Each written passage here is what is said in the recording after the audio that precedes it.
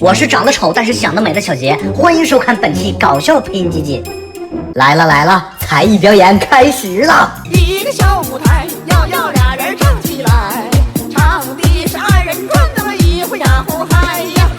哎，兄弟，你不是刚打完吗？你没打进呢，怎么还你打呢？该我了。呀，是吗？来，你看看我这球杆，看着我这球杆，你再说一遍。哎，来，你再说一句试试。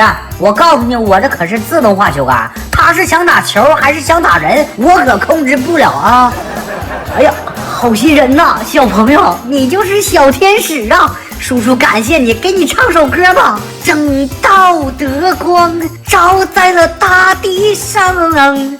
小朋友，我这哎，什么意思？不是你怎么抢东西呢？哎，小天使，你什么意思？你什么情况啊？啊，不是你什么玩意儿啊？我还以为遇到好心人了呢，谁知道你是做买卖来的呀？我的妈呀，正道光摆唱了。兄弟，你这个广告是不是有点吹大了 ？ATM 你都能开，你不怕有人上你家去查水表去？你胆子太大了吧？这么的，咱们合作怎么样啊？我有门路啊，我二舅就在省监狱关着呢。咱们要是合伙不小心落网的话，进去之后保证不会被人打死啊！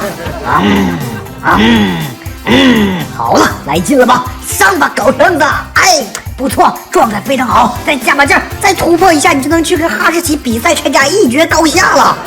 我最近研究出一款环保汽车，不用烧汽油，不用烧柴油，全程只烧木头棒子，而且动力十足。经测试，在有人在后面推的情况下，能完虐80岁以上的坐轮椅老头，可以说那速度是相当的快了呀。来，狗剩子，看我给你变个魔术！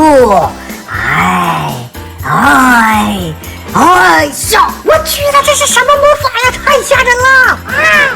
身为我们这种上流社会的狗，我们用的东西必须得是国外品牌。你就像我买衣服，我只去这家小泉纯一郎，日本进口的穿着习惯。曾经我也尝试过国货，没办法，穿不惯，穿上我咳嗽。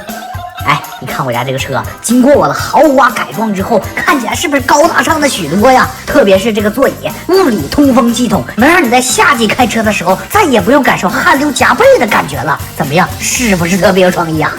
哎呀，我怎么感觉像是人在摸我呢？不是，你是什么玩意儿啊？你这只狗长得怎么跟人一个样呢？难道你真的是人呢？不应该呀，这么吓唬狗的狗事儿，他一般人是做不出来的呀。完了，我蒙圈了。你不会是狗仙人下凡来收我当关门弟子的吧？